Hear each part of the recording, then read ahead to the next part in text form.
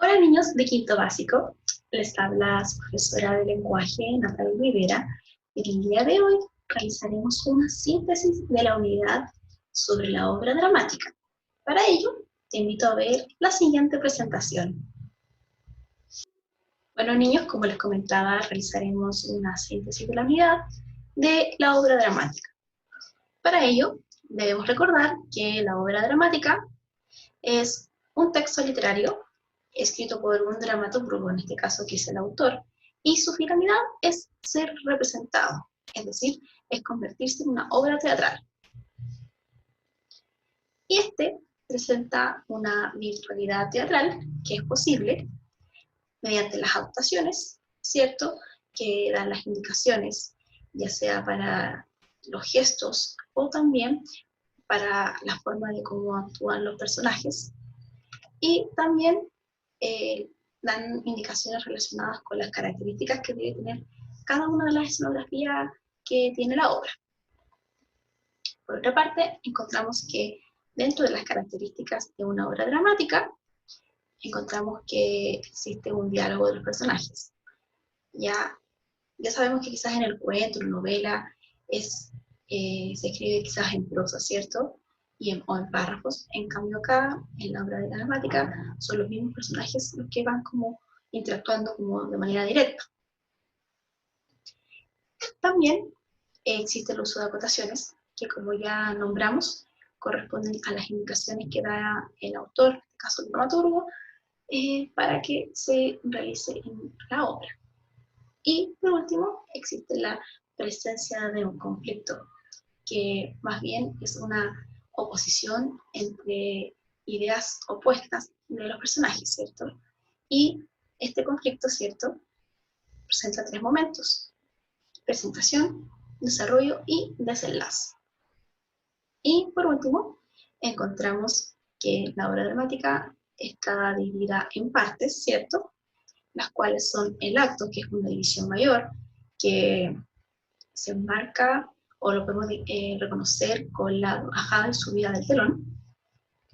La escena, que son divisiones internas de un acto, ¿cierto? Y se puede inferir o observar o saber cuándo hay un cambio de escena cada vez que un personaje entra o sale. Y por último, encontramos el cuadro, que esto está referido a la escenografía que tiene cada escena que es parte del acto. También, dentro de la unidad, mismo aspecto relacionado con la gramática, con el uso de conectores, ¿cierto? Y recuerden que son palabras o expresiones que nos ayudan a unir ideas dentro de un texto, para que éste se ordene su información y también tenga sentido y sea comprensible. Dentro de los tipos de conectores encontramos copulativos, como por ejemplo y nie, adversativos, como pero y sin embargo, causales, como porque, pues, ya que, dado que, explicativos, como es decir, por ejemplo, consecutivos, como por eso, por ello, disyuntivos, o, ya, que sea, y concesivos, aunque, aun cuando, por más que. Además, chicos, nosotros, en cuanto a la ortografía, revisamos los signos de puntuación, pero enfocados en la obra dramática. Para ello, recordemos que los dos puntos se utilizan cuando existen intervenciones en los personajes, o de los personajes. Signos de interrogación, cuando el personaje realiza una pregunta. Los de exclamación, cuando se expresa una reacción emocional en el diálogo. Puntos suspensivos, que indican interrupción del discurso. Y por último, el paréntesis, que indica las acotaciones que hay en una obra dramática. Bueno, niños, entonces ahora vamos a colocar en práctica nuestros conocimientos adquiridos en la unidad. Para ello, vamos a realizar la siguiente trivia. Respondamos la primera pregunta, que dice así: ¿cuál es una característica de la obra dramática? A, uso de diálogos. B, uso de acotaciones. C, presencia de conflicto. O D, todas son correctas. ¡Uy, qué fácil! Son todas correctas. Muy bien, vamos con la siguiente. Número 2, dice así. ¿Cuáles son las partes de una obra dramática?